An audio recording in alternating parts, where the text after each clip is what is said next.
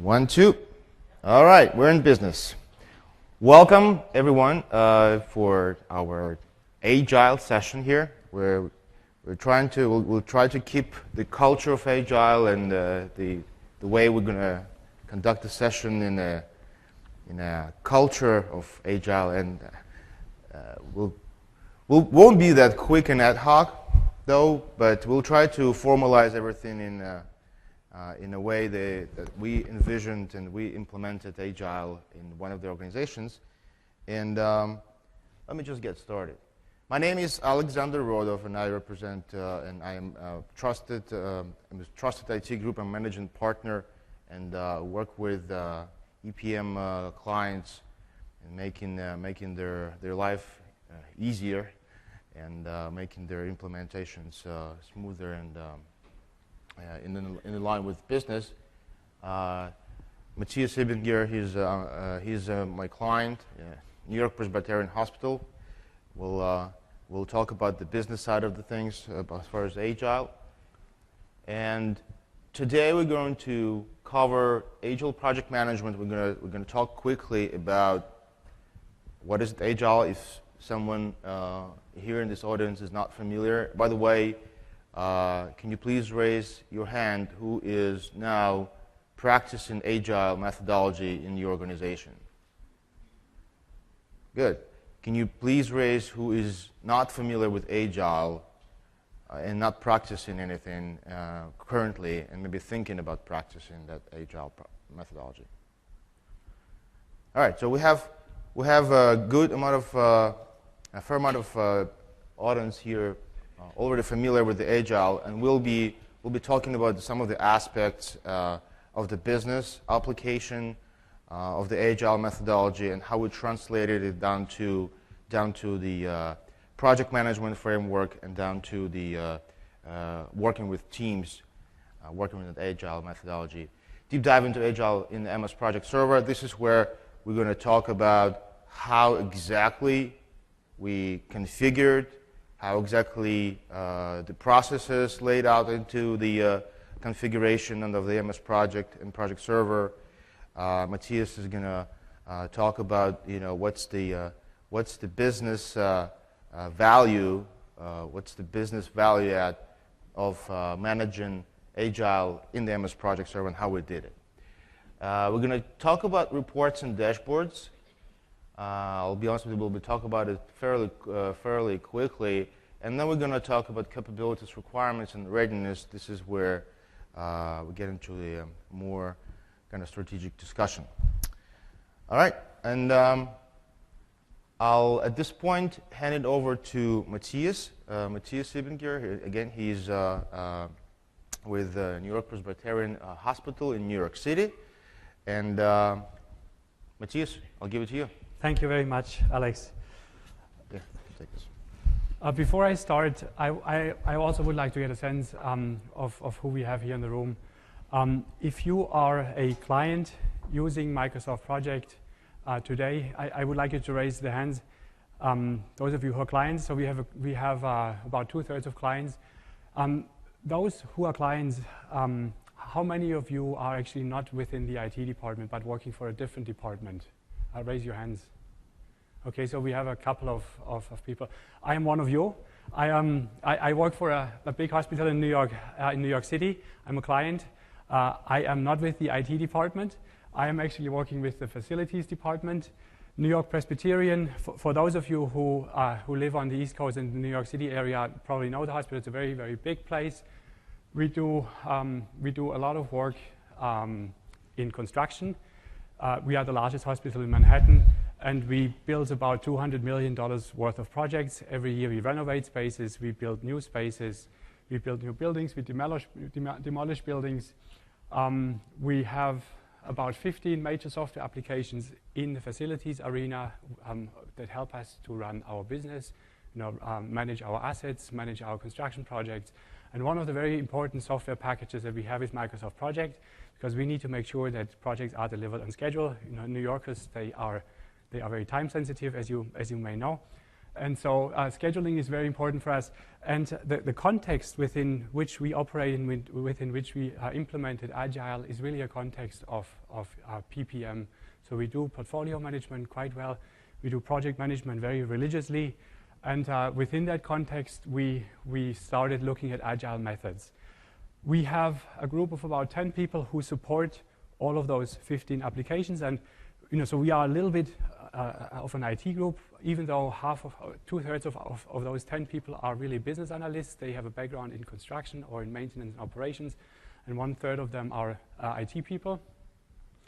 And we were asked a couple of years ago to transform the traditional facilities and maintenance business into a data-driven environment. Doctors, they work with numbers. We deal with doctors every day. They have beautiful charts. They have graphs. They have metrics. And we wanted that too in facilities. And to get from a traditional environment, maturity level 2, we know very, very well what we do, but if people retire, all the knowledge goes away with them, to maturity level 3, to have automated systems, and then eventually have business data that can help us to improve our business. That was quite a challenge for us, and that's where our group comes in, 10 people to basically implement systems, but really what we were asked to do is to transform the department to become a data-driven team. Now, most of the projects that we were asked to do are fairly straightforward, and my typical answer usually is, yes, we can do it within 2 weeks, and I became known as Mr. 2 weeks. And what happened, I promised 2 weeks, because usually the problems are fairly straightforward. We have spent a lot of time and money on IT systems. We have a very, very good environment. Delivering projects in 2 weeks is not a problem, but if you have many of them, and we had typically about 40 projects that we were working on, IT projects, really business improvements projects. If you have 40 of them that you have to juggle at any point in time, you just don't really deliver any of them really well. So, yes, we can deliver projects. We did deliver projects quite well, but we really had a hard time with project coming and going and happening concurrently to not suddenly lose track of a project and then 6 months later come back and suddenly realize, we promised this to be done within 2 weeks. Suddenly it's 6 months later and we are still not really done, even though it's not a very big deal. So what we needed was a methodology that would help us deliver projects more effectively, and really what this means to us, and I think most of you are very familiar, if you have a background in Agile, really the idea of Agile is you want to tie what you do much closer to the business value. We want to generate value, and specifically what this means, you want to make sure you understand how and what the executive thinks. And so we wanted to make sure we connect our work very closely with the goals and the needs of our clients. So we engaged Alex, we engaged the Instoa team, a consulting firm, and they had Alex on board. We have Instoa people here. Mo, raise your hand. A team that has worked with us for a long time and that had implemented Agile a couple of years before us, and we saw how they were doing. We are not really sure if Agile would be working for us, because we are really not a software shop. We are real construction, design and construction. Construction, as you all know, you don't want to do Agile because it's very, very, it's not a good idea to design a building and then towards the end just really change course. So we looked at Agile, and what I found very interesting at the definition of Agile is, while it's really something that is very well adopted and understood within the IT department, it is used within engineering, and it is used within new product and service development. So we became curious, and once we looked at the Agile manifesto, we really fell in love with this. This is a beautiful piece of work. IT people have something poetic about them, and I thought this is really beautiful. Who of you is familiar with the manifesto? Okay, so about half of the room. What I really liked about it is, if you look at this and just at the main bullet points in the center, the 4 lines, we value individuals and interactions over processes and tools. I love processes and tools. That's what my job is. That's how I make my daily living. But really, what I've realized is, if people don't appreciate it, if people don't really use it, any process and any tool is not really going to deliver the value that it's supposed to deliver. Working software over comprehensive documentation, customer collaboration over contract negotiation, responding to change over following a plan. Again, I love plans. I love roadmaps. I'm from Germany. I've lived in New York. I love plans. So being organized is something that I really appreciate. But what I came to understand and to appreciate with Agile is that really everything that you do should be very closely connected, should have a strong human connection, should be connected to the real need and the pain points of your clients. So what we did was we adopted the Enstoa Agile methodology, which I've learned this in Agile. You can, while there are some common terms, there's still a lot of concepts and terms that are used interchangeably. So the way we called our Agile environment is basically we have sprints that are 90-day periods that are tied to the calendar year. So very clear, like every quarter you have something that you deliver that you deliver back to your executives. Those sprints we break into, they are 12 weeks long. So we break them into iterations, 6 iterations of 2 weeks each, and then within the iterations we have daily Scrum meetings or huddles where we basically connect 10 times. We have 10 work days within 2 weeks. We connect 10 times with our team that is actually delivering or working on the initiative. So if you do the math, we have about 10 to 15 initiatives that happen at any point in time within a quarter. We have 6 iterations for each of them. So if you tally up the number of Scrum meetings that we have, within every quarter we have about 600 to 800 Scrum meetings. And what I feel, if you have so many meetings where people get together and talk to each other, no matter what methodology you use, you'll be successful. So what I really like about Agile is it makes people talk to each other, it makes people communicate, and it gives you a very clear framework to have team members communicate with each other and then have whatever they produce tie back to what the client really needs. So that's the overall framework. The sprint is basically, as I was saying earlier, without going into too much detail, is defined by a sprint charter. So, again, we are a traditional project environment. We love charters. So we do a charter at the beginning of the sprint. And I'm going to show you a couple of examples of a charter later of how that works. But we identify goals. So specifically, what do we want to deliver? And then we also identify benefits. What will that do to the business in the long run? We also, very importantly, identify who sponsors it. So there has to be somebody from the executives that takes ownership. And then who are our subject matter experts? Those goals then get translated into an iteration plan. I'm going to show you an example. So the idea is, we have goals that we want to deliver within the 90 days. But then within each iteration, we want to have, after 2 weeks, we want to have a specific deliverable that adds value to our client. So the iteration is also very well organized. We start out with a planning huddle. So we look at the last iteration, what worked, what didn't work, what do we want to do this time within the next 2 weeks. That's at the level, at the execution level. So the development team gets together, they plan 1 to 2 hours, then we execute it. It's very important for us to always have a demonstration to our clients so that they can see what we have done, that we get feedback. Even if we only have something that is half finished, we want to get it in front of our clients to get feedback. And then at the end of our sprint, we have the retrospective, which often melds together with the planning phase. So it's really important for us to say what worked, what didn't work, and to constantly calibrate, are we on the right track? Do we have the right methods? Do we have the right resources to be successful? And then the Scrum, the daily Scrum call, the lowest level of the Agile environment, giving us structure. That is where we have the work happen. So the parties here is obviously our team members, which are developers and designers. Anybody who has some stake in the project on the technical side. We have a Scrum Master attending and running the sprint or the huddle, depending on what you call it. The Scrum Master is the person who enforces the process. The Scrum Master makes sure people attend, that the agenda is followed, that we don't spend more than 5 to 10 minutes in that meeting. If a conversation becomes longer, the Scrum Master then suggests to the developers to defer the conversation to after the Scrum call. We have a product owner. So in our context, we define product owner as being somebody who is representing the client, but is still on our side. So it's a business analyst. So we have for every initiative that we do, we have a product owner, and that product owner is the link between us as a technical team and the client. So the product owner is a business analyst. We do not have the client attend the Scrum meetings. We've tried it. They come for the first 2 or 3 meetings, and then they say, we don't understand it. It's too much time. You guys figure it out. So it's important that the product owner and the client is really close, and that the product owner has a good relationship. Very important for the daily Scrum call. So imagine within a quarter, with a fairly small group, we have about 600 to 800 calls. It has to be very short. Everybody has to be on time, and you have to be very organized. Otherwise, it's really a waste of time.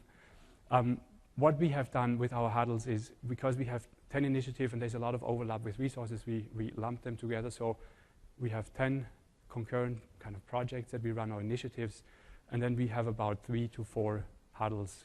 And we actually have our Scrum Master reassess at the beginning of every iteration who needs to attend the Scrum meetings, so that you really only have people attending the Scrum meetings who have a stake in it. Okay, now what I find very important overall with this now very structured environment is that you tie whatever you deliver back to the client. And the way this works is, going to the quarterly cycle. This is now building up the quarterly cycle. You start with a meeting with, in our context, with the senior vice president and the vice presidents. And we go into the meeting prepared with what we believe, and with me I mean, the technical team, and our business analysts, what we believe the business needs in terms to get to the next level. So we go in with a list of 10, 15 projects. We find that about 90% of the projects get approved, and 10% they either, because now all the VPs and the SVP are together in a room, they either come up with a new project or they tweak something because they have an opportunity to talk together. But typically what I find interesting is the backlog that we understand and that we know as technical people is a very good indication that it's pretty much in line with what the business wants, and it just gets tweaked, and those final tweaks is really where our executives take us in a certain direction.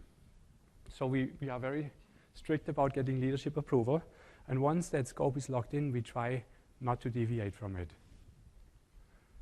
We have our 3-month sprint execution, and we take the first 2 weeks to just plan. So we basically make the product owners sit down with the development team as well as with the clients to specifically translate what those high-level business goals mean in terms of specific deliverables. So 2 weeks of planning, and at the end of the 2 weeks we have our charter, and I'll show you in the next slide how that charter looks like, because I think that's very important. And then we execute. At the end of that quarterly period, and that kind of overlaps with the kickoff meeting for the next sprint, we go back to our executives and we ask them to assess whether we delivered what we promised. So we have a list of deliverables, very specific, and so we are asking our sponsors and our subject matter experts, did you actually get what you expected to get? And that's very important because we want to be held accountable for what we do, and we want the ownership of kind of auditing, or the ownership of the improvements really be with the business side. So very important, we want to make sure that the sponsor makes a statement, yes, I got it, yes, I didn't get it.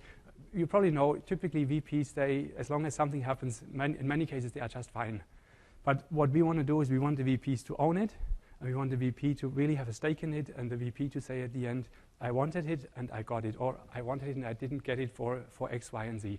And then we can really dig into the reasons and find out why did we not deliver the value that we wanted to deliver. One thing that is very important to us is 6 months later, we come back and talk about the same scope again with the same team, the sponsor in VP level, as well as the subject matter expert. And we ask them, did you really get the change that you expected? Just giving people a tool, as we all know, we had a very good presentation yesterday with the Gartner team. And if you were in that presentation, they had a couple of statistics, what was it, 40% of projects don't really achieve what they are set out to achieve. And we see this a lot. People are fine with getting tools, but really changing the culture and adopting the tools to how they run the business is a very different story. And so we feel we own the problem, not just with the tool, but we also own the adoption of the tool. We also own the transformation of the business to use the tool and to actually derive value from it. So 6 months later, we ask a very simple question. We stated benefits that we wanted to get out of it. Did you actually think that those benefits were realized? So very, very simple question. The area where all of this becomes practical and is tied together is the charter document.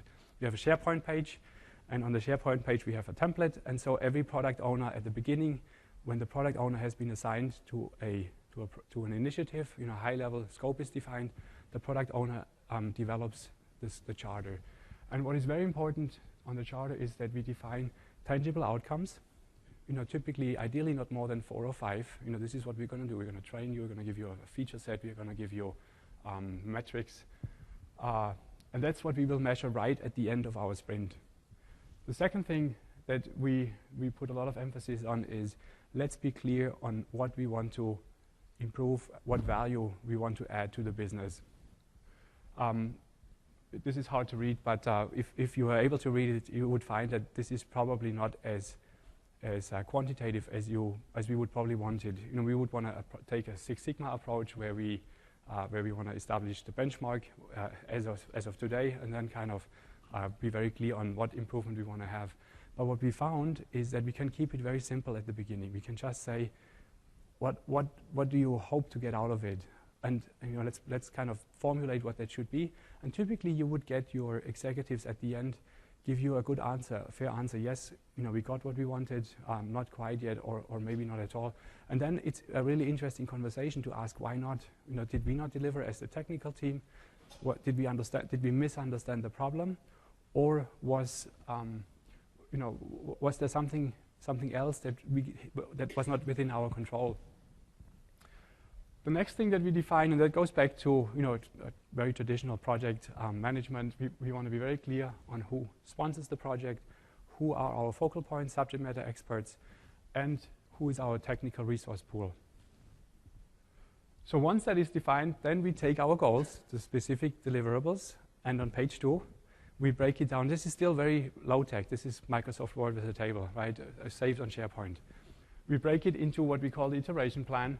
So each column represents a 2-week period, and then the swim lines here, they identify the epics. Epics are the broad themes within a sprint that you want to achieve. So you may want to do a new feature set, and you want to, along with this, have a new set of reports be developed. So we keep them separate. So what we are doing with this is basically break the big goals and deliverables that we want to produce during our 3-month sprint. We break it into very small 2-week deliverables that are tangible. So all of those items in here, all of those items should actually produce something that we can finish. And that's the idea of time boxing within Agile.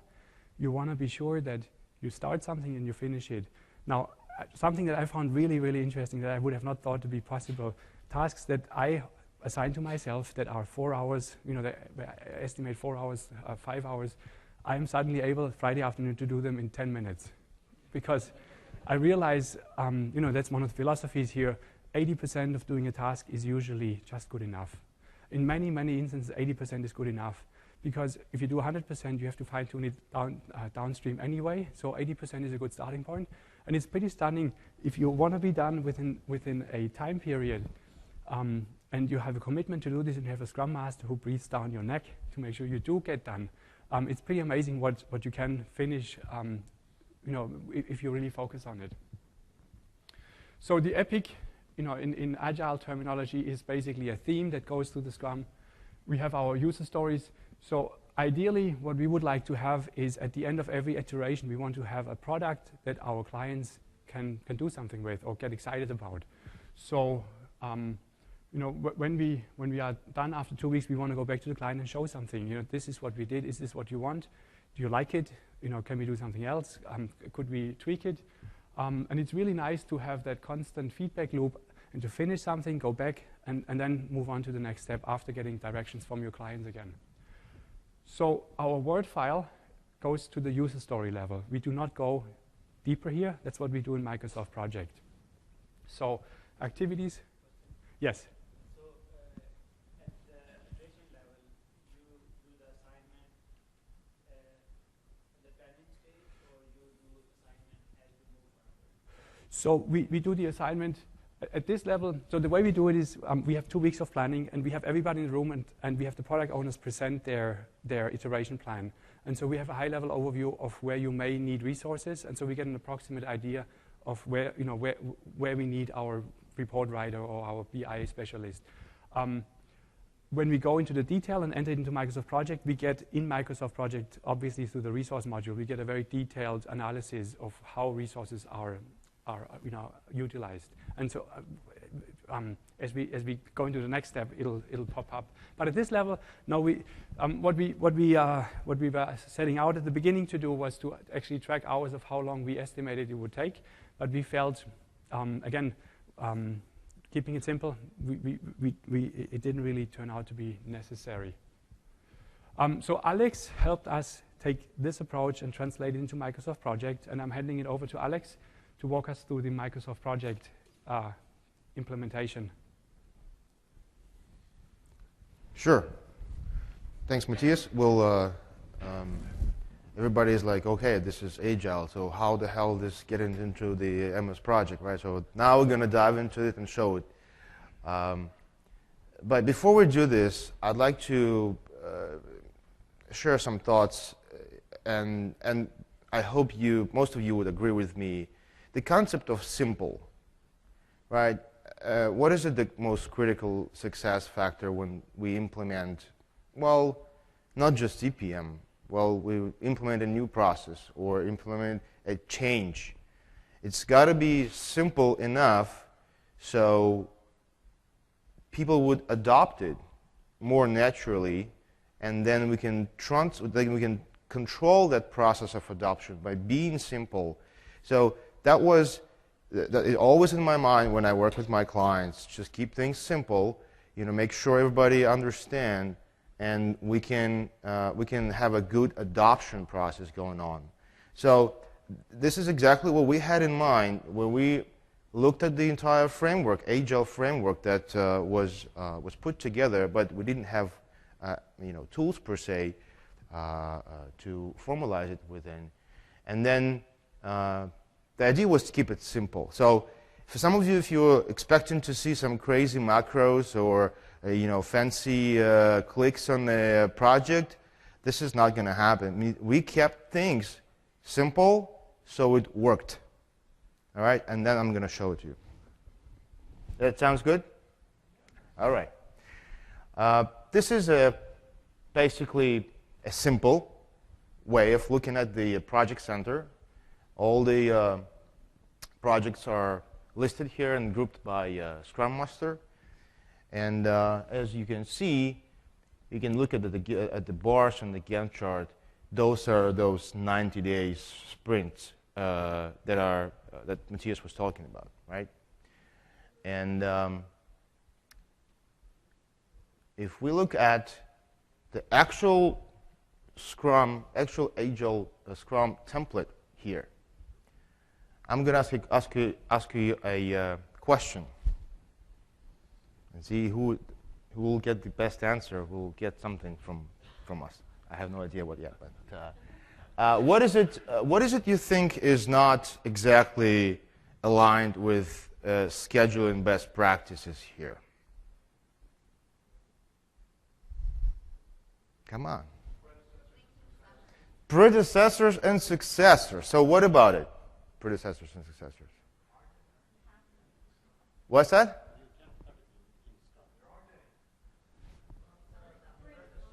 They're at the summary level. Well, they will have to come up with many prizes then. Yeah, so they're at the summary level. So in order to, keep things simple, I guess we had to think outside the box, and maybe, to make the rule, we had to break the rule. So we were thinking, what we can do, and how can we massage and tailor the project to actually work with these boxed time boxes, right? And we came up with this simple framework. So when we list all the iteration 1, iteration 2, 3, 4, 5, 6, right? And we put them as a milestones, and we linked them with 2 weeks lag time. And then we simply, right? We simply link those to those summary tasks, which represent components, user story, and I'm gonna talk here. Let me just actually show it to you. So milestones here, okay? The component and epic, this is where we put those themes, whether we need to put reports or we need to put new features, or we split in major themes of the actual scope.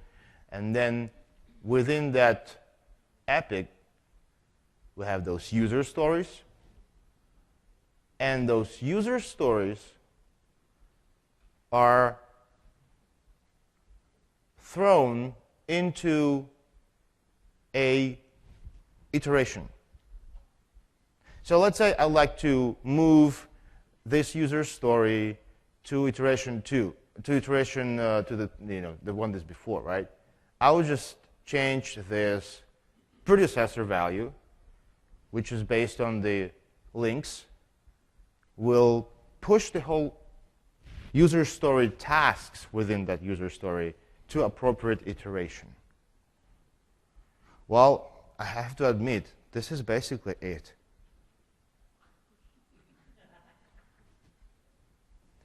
Believe it or not, everything that comes out of it is sort of a natural scheduling. We didn't do too much of a customization, I'll be honest with you. And the implementation of this framework was fairly quick. I want to put the numbers up, but we had a lot of brains from the client sitting and putting this thinking together. But that's how we basically schedule our iterations. They're simply thrown into these buckets of iteration 1, 2, 3, 4, 5, which is predefined, sort of hard-coded, right? And those are milestones, and we drive those user stories based on that, based on the link to a particular iteration. Simple? Pretty simple, right? And then the activity, this is where we dive into tasks, and each task would have obviously a resource. We were trying to keep it at a one resource per task. Just from the Agile perspective, we would like to, be consistent, and most of the task would be taken care of one person. So it gets a little bit complex when you have more than one resource per task. So we were trying to establish this process. So if you need to have two people working on something, then create those two tasks rather than having one task and two resources. There are some adjustments that we needed to do, but those adjustments are more like process framework adjustments, not necessarily the tool adjustments. Activity, you can get to the next slide here, and this is the. There's some more details about the I'm going to go back here a little bit. So the details about this task, all the start dates will be driven off that dependency. The duration and work estimates are basically as simple as the estimated work. We put the work numbers, and then we start progressing and updating those tasks as we go through the daily or weekly cycles. And there's a workflow column, which is a custom field with a simple drop-down, where during the Scrum meetings, folks are flipping that statuses based on the actuals going on. So whether it's in work, whether it's done or rejected or deferred, and such and such. So this is the workflow, and this is the task list for each resource. So this is how people really update their progress and put their time that they spend on those tasks. And again, it's sorted by start date, so they can look at what they need to work on today. This is very straightforward, out of the box, mostly configured view, but not really customized to anything. So just a basic, really task update pane, right? So there's nothing here that is not compliant with my simple concept here, right? Well, although you may say, well, filling out these details every day is kind of not an easy thing to change in people's minds. But again, the entire framework will require some discipline, as Matthias was mentioning, that it will require some implementation of the framework. And here I'm just saying how simple I wanted to put this framework as far as technology side of it. I didn't want it to make it too much, more complicated than it is right now. So yes, Scrum has its sprints and daily meetings, it's hard work, discipline, and all that. But as far as the tool, we're trying to keep it very simple. And here's the logic. Is the activities. Again, activities are time boxed in these iterations. If for whatever reason activity goes beyond that, if we go back quickly, you can see where they're filling out the remaining work too. So classic, if I needed to work on the task 8 hours and I worked 8 hours, but I still need 8 hours to work on the task, so guess what? It's not going to be completed, and the total task is going to be 16 hours. So it's going to go, it may go beyond that box of that iteration, and on the Scrum meetings, the Scrum Master would make a decision whether this particular feature, with this particular task, or maybe the whole story, should go to another iteration. And by flipping that switch, it's easy, fair enough, it's fairly easy to move that and schedule remaining work to that iteration. And we'll be doing an actual demo of what we're seeing here at the screenshots, so you can have a more feeling of how it's been done. And I'll be honest with you, that was kind of a first attempt to, well, not in the industry, but it's very rare when project server is used for Agile. And I was kind of skeptical whether it's really going to work. But due to Matthias's background in being very precision and organized, it worked. And this is real, and it's working. Amazing. All right. Simplify status updates, focus on workflow and percent complete. The only two questions, the only two entries people are asked to do: how much time you worked, how much time remaining, and what is the percent complete. Again, it's fair to ask any of your team members. So we ask this question, and that gets entered into the system. So before we dive into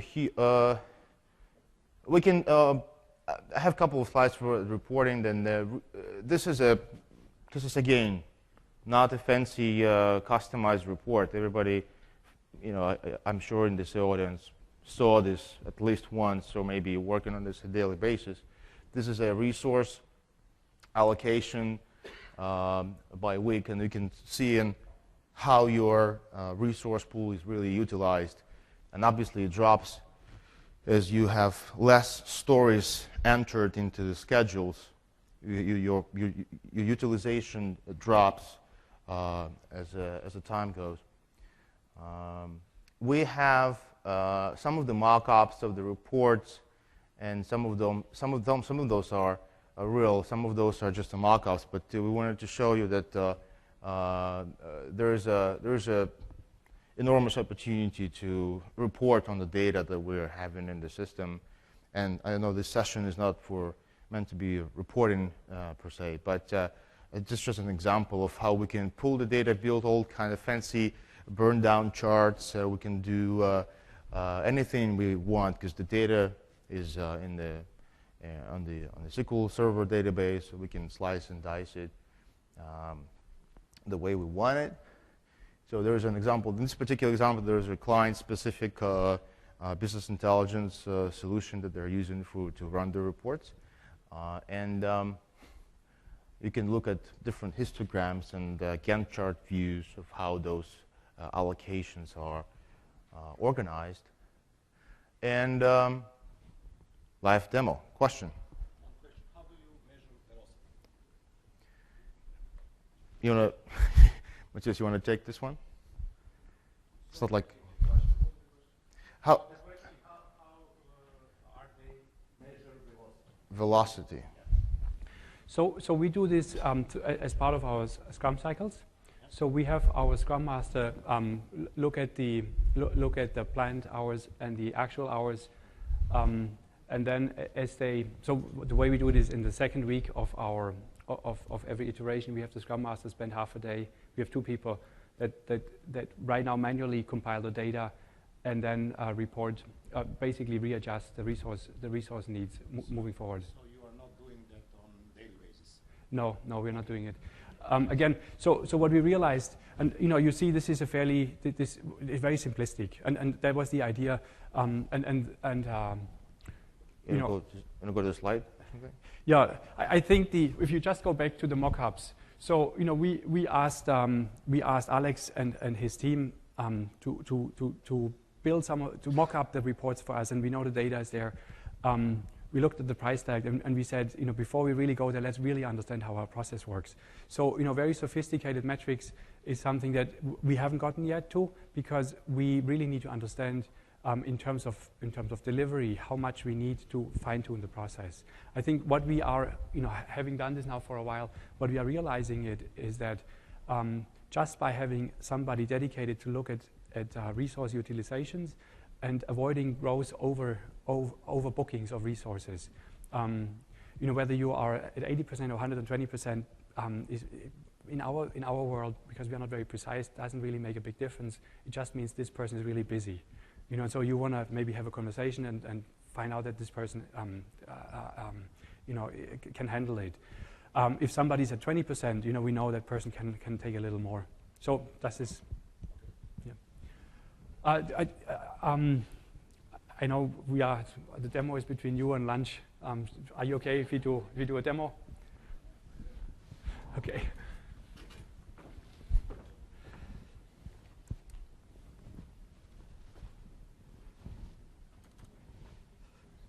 Okay. So what you see here is our SharePoint page, our departmental SharePoint page. We have a lot of metrics when it comes to design and construction. As I was saying, the Agile world, we haven't spent too much time and energy yet on really going to a maturity level 3 or 4, 4 I would say, because we first really want to understand how it works. So when you from our SharePoint environment, where we also have our like right here, we have our sprint planning, and again this is where we have our charters. Very, very simple. A library with Word files and a template. You're all familiar with this. That works very nicely. Now Microsoft Project Server runs in that environment very nicely. And so when you log in, you get your project center, which for our users filters out just the projects that they, my team, they only want to see the sprint initiatives. We took out all the construction projects in that view. So what we would do typically at every sprint, we would set up a filter for that initiative. So this is our current sprint 3. We have 15 initiatives. We have 3 Scrum Masters, 2 consultants, actually 2 in-house and 1 consultant Scrum Master. So these are just regular projects in my regular project files on the server. So let me open one of them. I'm going to go into Matthias, yes. Ask a question. So can you explain this just for quick reference? Yes. So yes. So every system that is rigid is I always say a plan is good because you can break it, right? So Agile is very good because you have a structure, but if you need, you can go beyond the structure. So in this case, the facility service request was one of those cases where it just didn't fit into those 90 days. So one exception, we started a little early, and we tried to finish it with the to at the end have this end as part of our quarterly cycle. But again, because this is Microsoft Project, and you can move your schedules in any direction that you want, this is very easy. This can very easily be done. Sorry, I know we didn't plan this question, but thank you for answering. Yeah, no, this is good. So let me go into one project. And again, this is all out-of-the-box capability.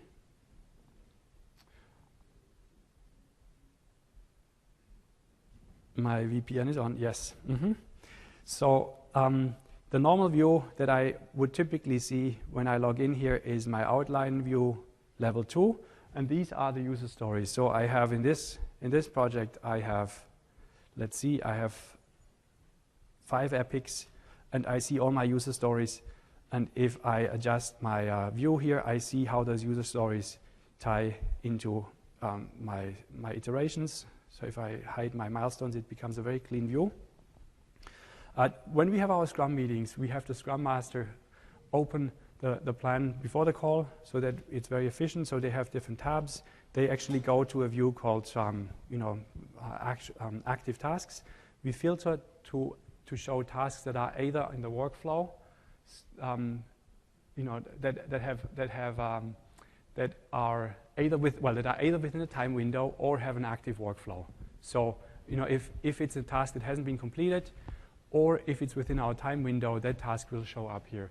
And so then during the meeting, our Scrum Master, and this is very, very fast, basically goes either, there are 2 ways. Either you ask your team members very quickly, what are your issues, what are your inhibitors, what can we do to make sure that you are productive. Or, and that's typically what we do, you go task by task and you have a very quick update from every team member. We do WebEx calls because we work in different locations. And so you very quickly just update the workflow status. And so we are now, this is now in edit mode, so I can quickly show you how this works. But again, as Alex said, this is pretty much all out of the box with, with some minor configurations, no customization whatsoever. This is on our premises, so in our environment, this usually performance. This usually is not an issue.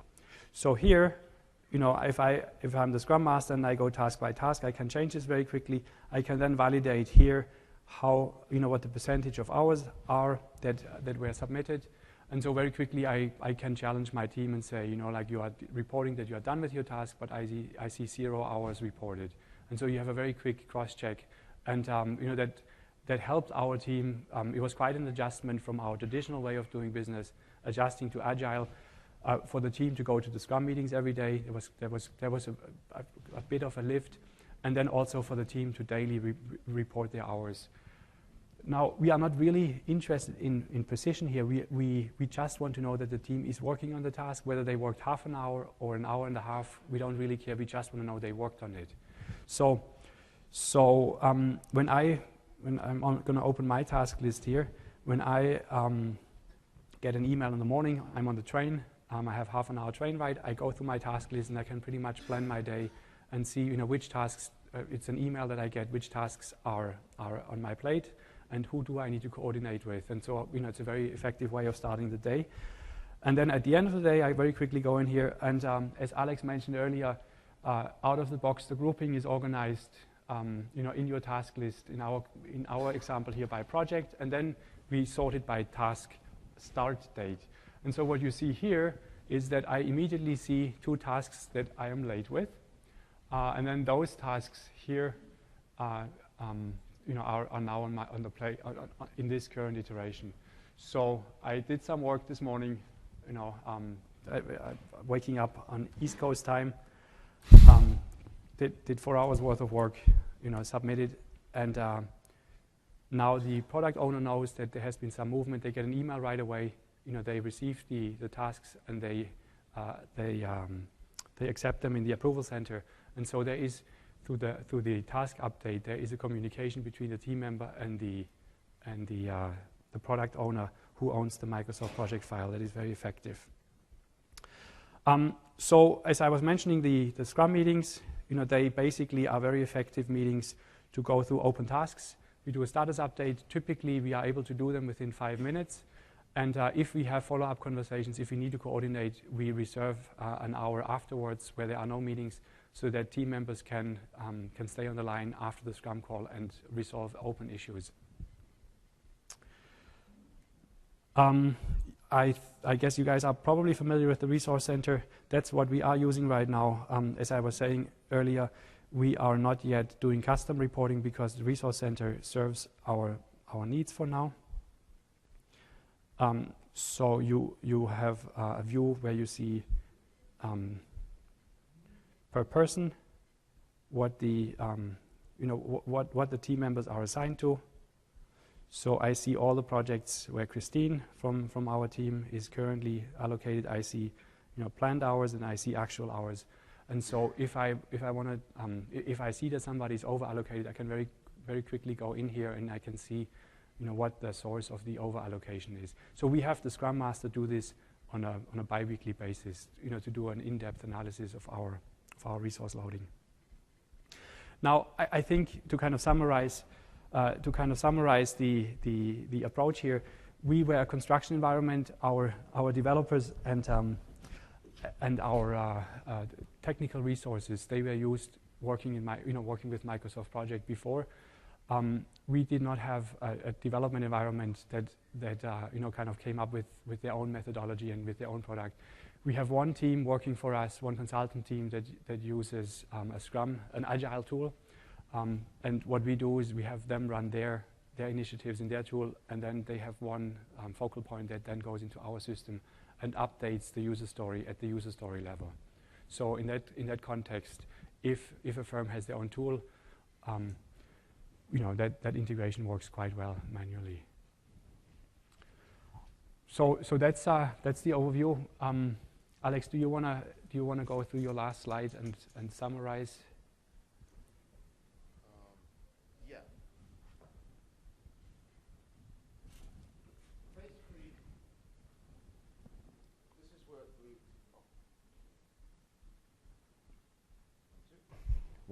where basically, we wanted to just kind of quickly touch base towards the end of the session is going back to this methodology of readiness, how your organization is ready to adopt Agile framework, regardless of what tools are going to be used. That's how organization is ready to do that. Is it falling into requirements? So, and is the organization capable of adopting that?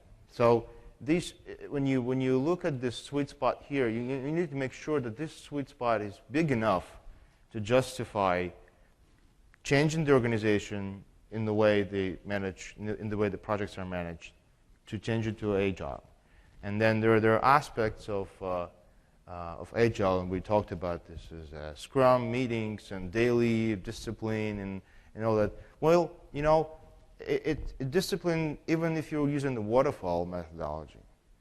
Maybe in the Scrum business, there's more frequent meetings, or more often you need to meet. Maybe you need to be more precise on how you update your statuses and all that.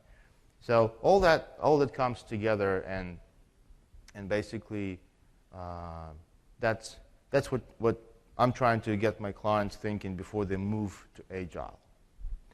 And that's basically concludes our session. And we may, if we're lucky, we may cut it short maybe at some point. But let's see if we have questions. Sure. This was great, but Ken Schreiber will... Sorry.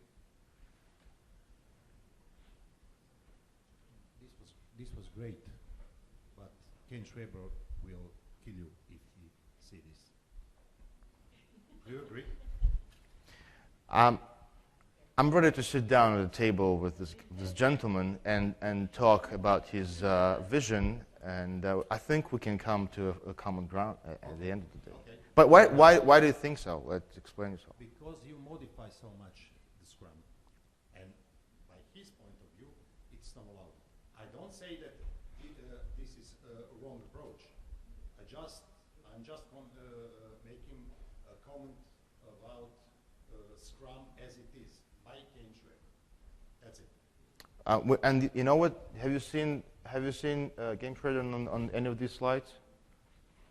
Beg your pardon? Have you seen this name on any of these slides? No. So, well, yeah, we can. Yeah, I got your point, obviously, and you are right, and No, that's I think you're absolutely right. You know, it's a matter, I think, of culture. So you know, and it would be interesting to have an in-depth conversation on this, and we can have it afterwards. I think you need to find, obviously, you need to find something that works, you know, in where you are coming from. And so this solution works in an environment that I think is open, that is very familiar with that really comes from the project world, with, you know, PPM mindset, which in our context, being a construction environment, that's who we are. I didn't say it doesn't work. I said it doesn't work as Ken Schwaber prescribed. That's all. Yes. That's all Yes. I'm trying to say. But when you said it's going to kill me, that sounded scary. So thank you. I'm sorry. There was a question from that gentleman. Let me just. Just real quick, that workflow column that you had in your template, that was a custom field that you added to the template? Yes, that was a custom field. Yep. Well, I congratulate you. I think this is great. I like the simplicity and even the violation of rules and books and frameworks. This is great. You have to do things that are right for your organization, no matter whoever writes whatever.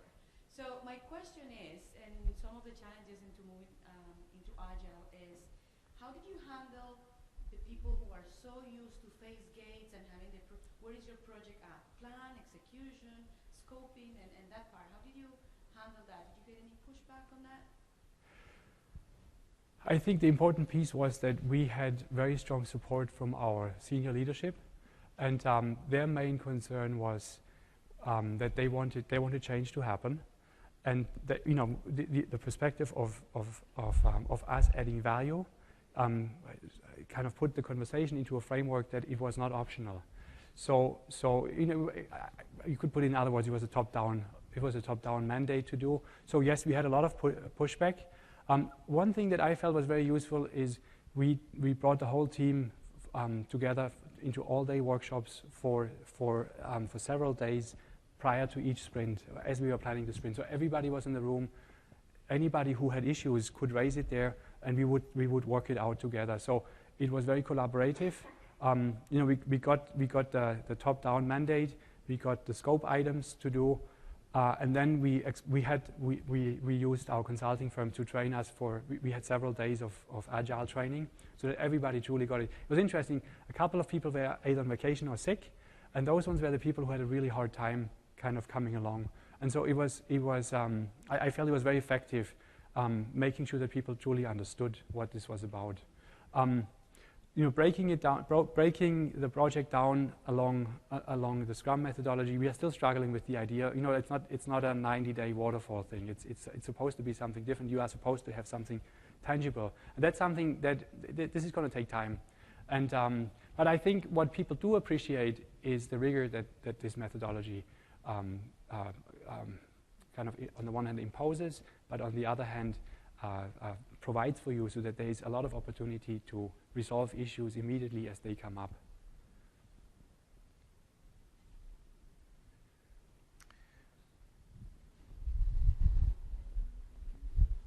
The question is that what are the areas in Agile maturity that you are thinking to adopt next? I mean, if we look at this implementation, there are some aspects that have been used from Agile, but there are many that still are there. For example, one thing I noticed that the assignments that is done pretty in the beginning, in the planning phase, and also one thing that we often do in Scrum, that people pick up tasks when they actually start them. They are not assigned. So these are small things, but they basically define what Scrum is and how it's different from traditional methods. So in your implementation, this is very good. So first of all, very good. But do you have plans to adopt these methods and concepts in future? Yes. Yes. So I think there will be limits with Microsoft Project, and I think you highlighted a very good example. How are tasks assigned, and kind of having self-organizing teams. That to a certain degree you can do it. So the task list allows the team to generate new tasks and to assign it to themselves, or they can assign themselves to other tasks. But there are certainly limitations. In our context, the way we are organized, and I guess that's your point. We have the product owner own the distribution of tasks primarily, and so the product owner needs to work closely with the team, and the product owner would open Microsoft Project in a thick client as they have the planning session of the iteration and would make all the team assignments there. So specifically on this comment, there's a limitation here. I think the next step for us is to focus more on resources to get better visibility and more automated, more meaningful reports that would help us to understand where we have resourcing issues. To your point, Matthias, I just wanted to add a kind of overall maybe comment about we are still breaking rules, even those we put together, at some point. So we're kind of trying to also think in agile terms into, well, how can we get more value of what we're doing, right? If we need to have sprints longer or shorter, we may think about it, and if we really need to, we will do this. If we need to change, a process where we do this, either how do you call it, retrospective or recalibration exercise when we adjust our processes. So well, maybe not technically, but at least philosophically, we are in culture of agile and managing things the way they are meant to be by their fathers, right? Mo, you know? Yeah, but I purposely said breaking the rule because it sounds like there's nothing is that we have to follow religiously all the time. There are some concepts that there is some discipline, but what my point was, even though having this agile framework and ocean of things going, flowing in the lower level, so to speak, we're still having good controls that rolling up the work that we're doing and planning at the business level. So business doesn't really care whether they use agile or waterfall, right? But it allows us to use this framework to roll it up and have control, so business would understand what's going on, what's done, what's the pipeline. There's a structure, and they buy it, right? So that's my major point, that we connect that whole organization, the whole PMO into structural, although it's still agile, but still structural. So that's kind of hybrid, if you will. I hope that answers the question. Sure. What kind of reports do you use in the Agile when you do these projects? What are some of the reports you leverage for showing these different trends and how they're progressing and going on?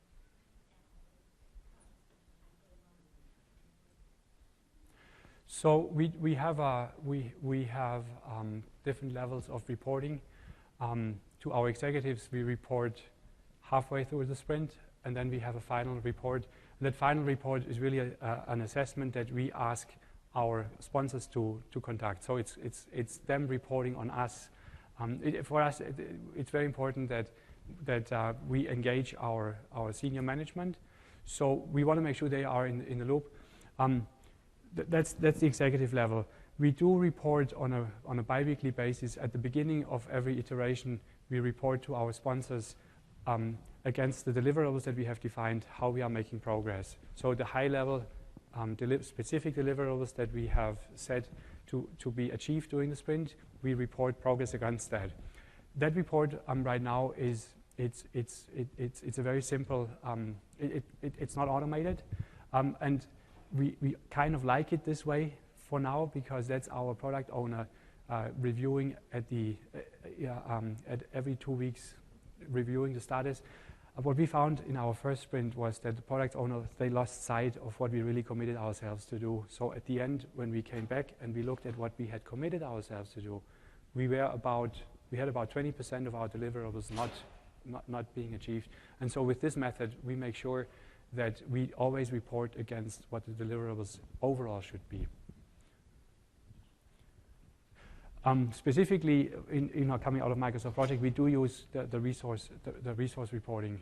That's an important piece for us to make sure that as our iterations are phased out, that we have our specialty resources be leveled properly.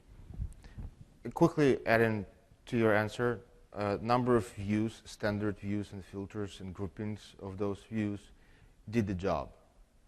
So we're not doing a lot of customized reports, but we're utilizing a lot of views and filters and grouping of existing Project Center functionality that we can slice and dice and see what's going on. All right. If that's all the question, well, thank you so much for attending.